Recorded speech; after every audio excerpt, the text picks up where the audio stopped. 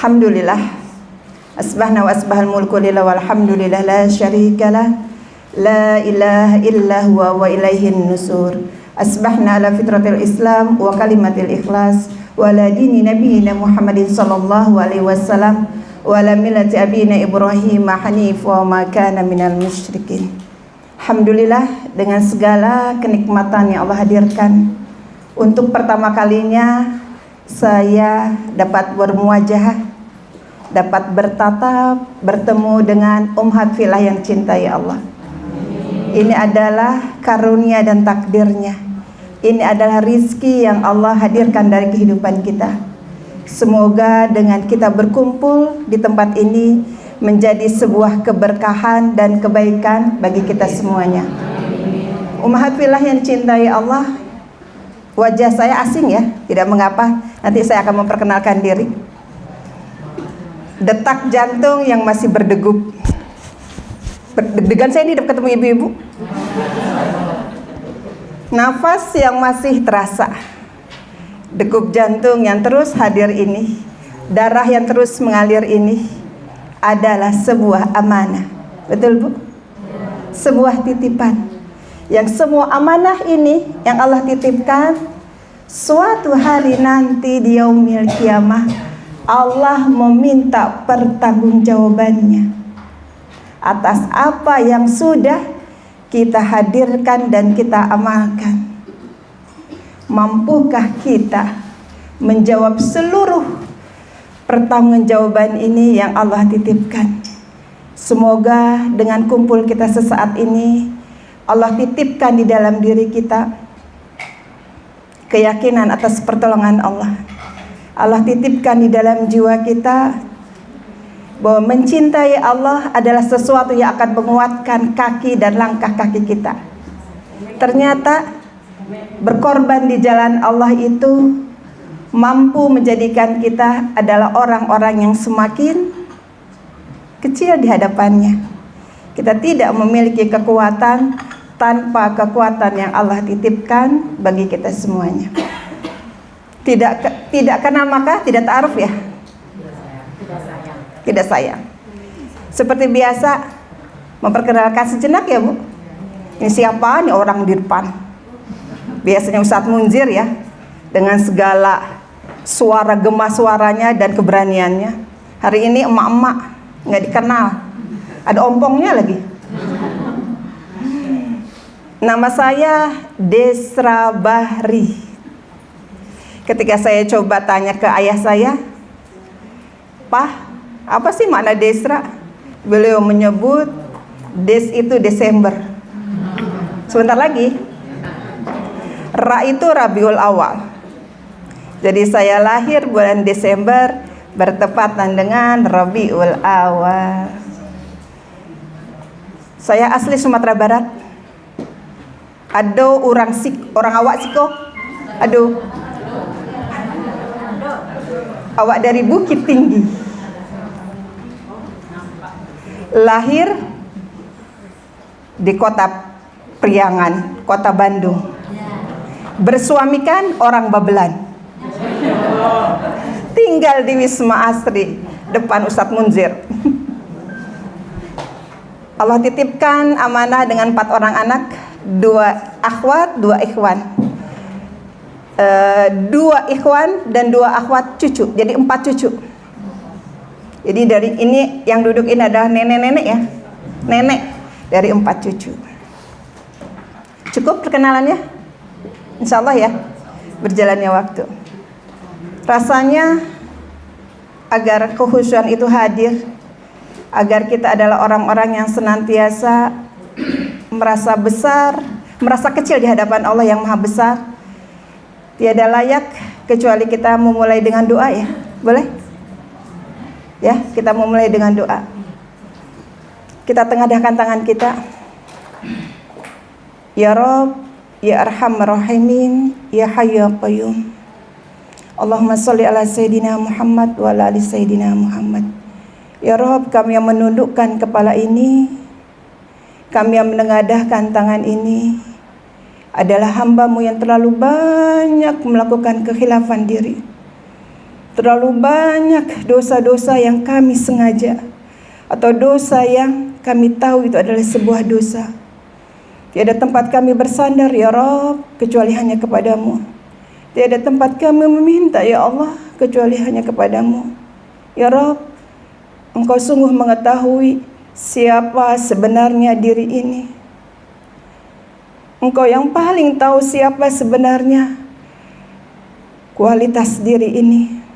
Hamba yang lemah, tanpa kekuatan darimu. Hamba yang tidak memiliki apa-apa, tanpa rizki yang Kau titipkan. Mudahkan perjalanan kami ya Allah menuju pada ridho-Mu. Mudahkan langkah kaki ini ya Allah pada sesuatu yang menghantarkan cinta kami kepadamu. Ya Rabb, kuatkan jiwa ini ya Allah untuk senantiasa mampu istiqomah pada jalan-Mu. Ya Rabb, berikan kami kelapangan diri ya Allah untuk menghadapi setiap satu peristiwa kepada peristiwa yang lainnya. Hadirkan di dalam diri ini ya Allah keyakinan dan kekuatan bahwa hanya Engkaulah pemilik kehidupan, hanya Engkaulah yang menguasai jiwa kami, hanya Engkaulah yang mampu memberikan jalan terbaik bagi hidup kami. Ya Rabb, titipkan terakhir bagi usia kami. Kami diwafatkan dalam keadaan husnul khatimah, dalam ridho dan kasih sayang-Mu. Ya Rabb, izinkan pertemuan ini adalah pertemuan yang tidak hanya sesaat di dunia. Kau izinkan kami semuanya ya Allah yang ada di tempat ini, di rumah ini, Kau masukkan kami ya Rabb di dalam surga-Mu. Jangan lepaskan ikatan ini ya Allah. Semoga di antara saudara-saudara kami ya Allah, ketika tidak melihat diri ini, panggillah diri ini ya Allah. Kita saling memanggil saudara kita pada sebuah kebaikan dan janjinya, yaitu surganya. Hanya kepadamu ya Allah kami meminta, dan hanya kepadamu ya Allah kami memohon. Rabbana atina fid dunya hasanah wa fil akhirati hasanah wa qina adzabannar. Ummahat fillah yang dicintai Allah, tema hari ini yang diberikan oleh Ustazah Wulan. Jam berapa? Jam 6 ya. Pulang saya jalan kaki pagi, buka HP. Permintaan saya berharap yang ngisi suami ya, tapi kelihatannya sinyalnya ke saya. Tidak mengapa, memberi apa yang bisa diberi ya Bu. Mohon maaf kalau yang diberi, yang memberi ternyata sama dengan yang diberi. Bu, sebenarnya saya yang duduk di kursi ini dengan ibu duduk yang di atas karpet ini sama nggak? Hai, sama nggak? Sama apanya Bu? Sama apanya Bu? Sama-sama manusia, betul? Mana yang lebih mulia? Mana yang lebih mulia? Ya, yang bertakwa dan beriman. Artinya, siapapun yang berbicara di sini, siapapun yang duduk di depan ini, yang menilai sebuah kebaikan dan kualitas diri kita hanyalah pemilik kehidupan, Allah Azza wa Jalla. Setuju Bu? Ibu-ibu yang dicintai Allah, perjalanan hidup terus berjalan ya Bu, dengan segala warnanya. Terkadang kehidupan yang hadir ini membuat orang mudah luka ya Bu. Terkadang kehidupan yang kita jalani ini membuat sebagian orang putus asa. Bahkan perjalanan yang dilalui ini bahkan menghadirkan kemarahan pada pemilik kehidupan. Betul nggak Bu? Saya masih mengingat sebuah kisah di sebuah kampung, bagaimana seorang bapak atau seorang ayah ketika Allah titipkan ujian berupa penyakit yang terus menggerogoti dirinya. Apa yang terjadi? Beliau marah. Kemarahannya tidak hanya dalam ungkapan dan ucapan. Kemarahannya sudah berbuah menjadi tidak ingin menghadirkan kewajiban sholat. Kenapa?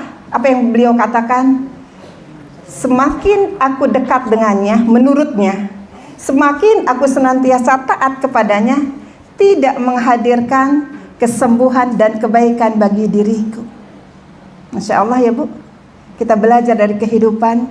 Ternyata orang hanya sekedar satu pintu kebaikan itu ditutup, satu pintu rizki itu terhalangi, sudah terlihat siapa kualitas diri kita. Suatu hari saya masih teringat ketika saya masih remaja ya, Ustadz Miftah Farid, dulu MUI Jawa Barat ya. Saya masih ingat ketika saya duduk mendengarkan ketika beliau ceramah di Salman ITB, Masjid Salman. Saya orang Bandung ya Bu.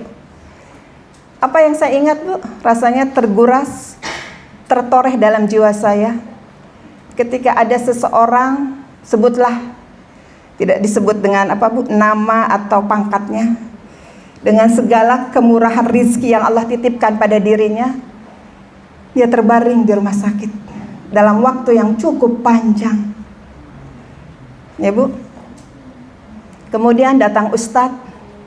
Kemudian dia bertanya, Ustadz, coba lihat apa yang Allah sudah perbuat dengan diri saya. Kelemahan demi kelemahan hadir pada diri saya, beruntun dan tidak berhenti. Kemudian dia katakan, coba lihat, saya punya anak hanya 2. 1 ikhwan, 1 akhwat. Maaf, yang 1 ini laki-laki, yang perempuan maaf, sudah hamil di luar. Yang kedua, anak saya laki-laki. Harapan saya, kebergantungan saya, beliau pengganti diri saya, menjadi dokter spesialis di bidang yang ia ingin tekuni. Lihat apa yang Allah perbuat dalam diri saya. Ternyata anak saya, laki-laki satunya, wafat dengan penyakit yang saya kuasai. Spesialis yang penyakit itu saya tahu ilmunya. Tapi lihat apa yang Allah perbuat. Dia mengambilnya dalam usia muda. Yang ketiga, saya sebagai seorang yang memiliki rizki berlebih, ingin membangun sebuah rumah mahligai istana. Saya titipkan kepercayaan ini kepada seseorang, sahabat saya. Entah sudah berapa miliar yang saya titipkan untuk membangun sebuah istana yang saya harapkan untuk orang-orang yang saya cintai. Berjalannya waktu, harapan itu ternyata hilang. Sahabat saya membawa uang itu dan tidak pernah saya temui kembali. Apa tuh Pak Ustadz yang Allah perbuat dengan diri saya? Saya senantiasa sholat, saya senantiasa taat, saya senantiasa mengabdi padanya. Tapi apa yang dihadirkan? Sampai saya marah, kemudian saya buka pintu, saya bertemu dengan istri saya. Ma, duduk. Papa ingin tanya, di belakang Papa selama ini apa dosa kemaksiatan yang Mama lakukan yang Papa tidak pernah tahu, dan Allah marah dengan apa yang kita perbuat. Istrinya mulai berucap, tidak ada Pak, tidak ada dosa besar yang aku lakukan di luar sepengetahuan Papa. Udah tuh, masih didesak oleh suaminya Bu. Istrinya masih menjawab dengan jawaban yang sama, tidak ada yang aku lakukan. Bu lihat, kalau demikian Allah sudah tidak menyukai saya. Allah sudah marah dengan saya. Dia kumpulkan sejadah, dia kumpulkan sarung, dia kumpulkan mukena, dia bakar. Hari ini kita tidak perlu beragama. Ibu-ibu yang dicintai Allah, mendengar cerita ini, kita hanya terkejut ya. Betul? Pertanyaannya adalah, kalau ternyata segala rizki yang Allah titipkan dalam hidup ini mulai Allah susutkan. Ambil tuh satu persatu. Siapa Bu? Nabi yang paling kita hafal, Nabi Ayub ya. Berapa tahun Bu? 18 tahun lamanya. Apa di akhir usianya? Seluruh apa yang dia miliki habis. Betul? Bahkan penyakit itu menggerogoti tubuhnya. Apa yang tersisa Bu? Iman. Iman yang menguatkannya. Sampai dia berucap, aku malu untuk meminta pada Robku.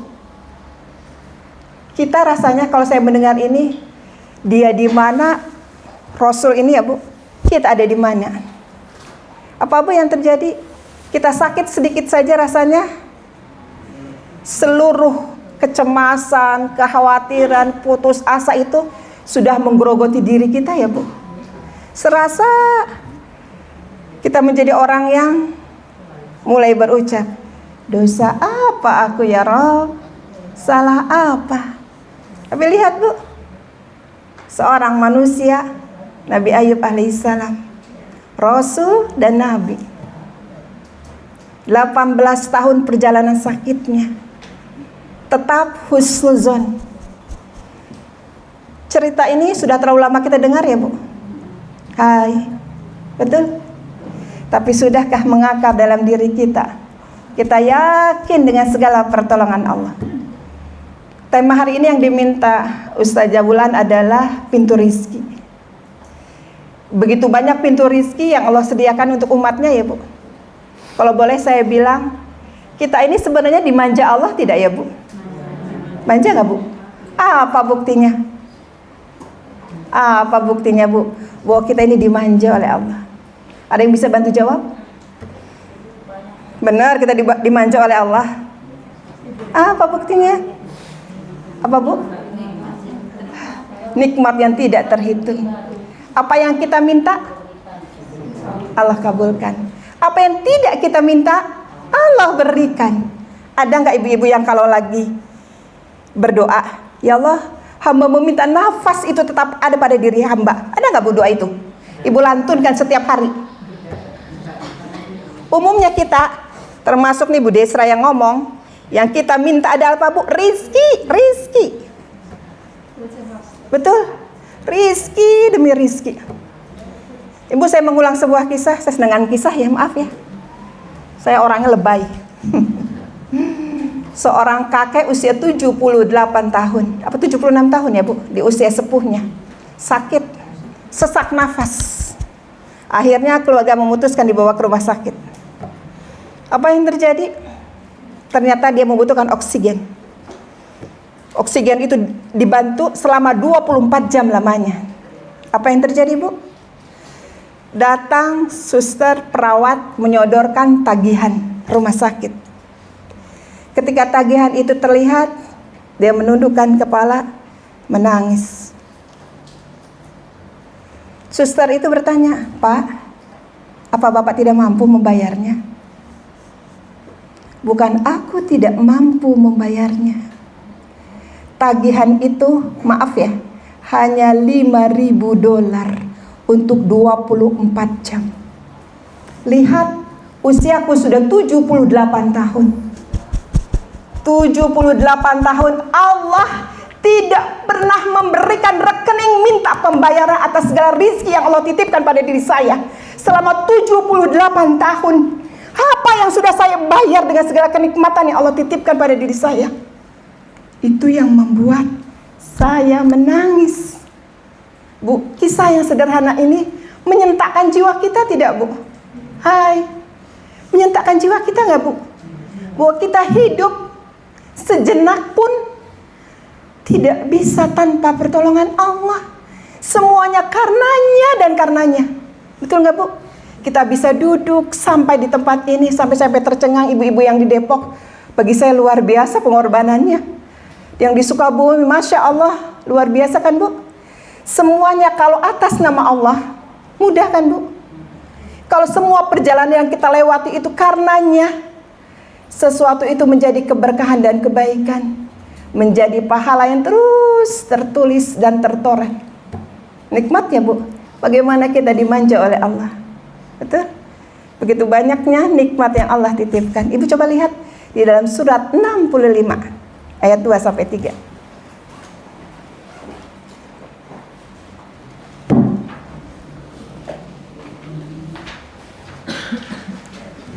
Sudah 20 menit ya.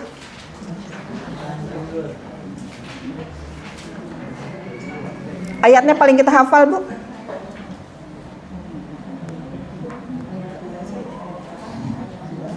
Ayat 2-3. Wa may yattaqillah. Ayo coba dibaca, Bu. Surat 65.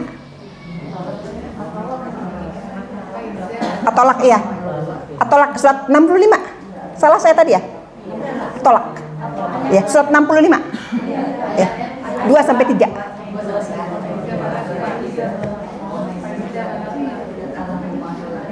Iya, apa Bu? Ya ja'allahu mahroja. Ibu lihat artinya, coba dibaca sejenak. Maka apabila mereka Umayyattaqillah. Maka apabila mereka telah mendekati akhir hidupnya. bukan sayang. Ayat itu apa? Ayat 1-3. Ya. Surat 65. Wa may yattaqillah. Ya. Ya ja'alahu makhraja. Ya, saya ambil akhirnya. Akhirnya. Akhir ayat. Dan barang siapa Yang bertakwa. barang siapa bertakwa kepada Allah, niscaya dia akan membukakan jalan keluar dari. Saya ambil di ujungnya ya, Bu. Ya, karena waktu nggak lama-lama. Saya ambil di ujungnya, maaf, saya salah tadi. Jadi syaratnya apa, Bu? Kalau kita ingin mendapatkan jalan keluar, apa Bu rahasianya? Itu iman hadir yang berbuah menjadi takwa. Apa sih itu takwa, Bu? Apa itu iman, Bu? Sebuah syarat ya, Bu. Sebuah syarat bagi diri kita untuk apa, Bu? Berjalan dalam hidup ini. Itu kekuatan yang akan menguatkan di dalam diri kita. Tidak ada standar bagi kehidupan kita, adalah senantiasa beriman dan selalu meyakini atas kebesaran Allah. Ibu coba lihat, kalau Rasulullah dan para sahabat habis perang, habis jihad, apa panggilan Rasulullah kepada Bilal bin Rabah? Ya Bilal, arihna bis shalah. Ya Bilal, istirahatkan kami dengan sholat. Kalau mulai jujur nih Bu, kita nih termasuk Bu Desra ini belum mampu, akan ya Bu insya Allah, belum mampu menjadikan sholat sebagai apa Bu? Kekuatan diri. Ibu masa sholat menjadi istirahat? Kalau kita istirahatnya tidur ya Bu, istirahat kita ngemil ya, istirahat kita selonjoran kan, istirahat kita apa lagi Bu? Itulah urusannya apa kita sukai, itu istirahatnya kita. Tapi apa yang terjadi dengan Rasulullah dan sahabat Bu? Istirahat jiwanya adalah sholat. Dan sholat bagi Rasulullah adalah kekuatan, suplai energi bagi diri kita. Kekuatan yang senantiasa hadir di dalam dirinya. Ibu-ibu yang dicintai Allah, berjalan dengan waktu yang terus bergulir ini, sebenarnya kadar kecintaan, ketaatan kita kepada Allah sudah sejauh apa ya Bu? Bu, sudah sejauh apa? Apa sejalannya waktu? Apa kita tidak tahu sejauh apa yang sudah kita jalani? Ibu lihat, seorang dokter ketika saya duduk menjadi mustami, pendengar, kemudian ada dokter-dokter mengatakan, mulai ngecek darah para apa Bu? Mustami ya, yang duduk. Diminta 1 tetes darah saja. Saya duduk tuh di hadapannya, dan saya termasuk orang yang dites. Sini, dokter panggil, dia sudah punya asistennya. Cek kayak kita cek apa Bu? Darah, gula, kolesterol, dan teman-temannya. 1 tetes. Di mikroskop. Dibesarkan, dituang di layar. Layarnya besar nih Bu. Semua orang bisa melihat.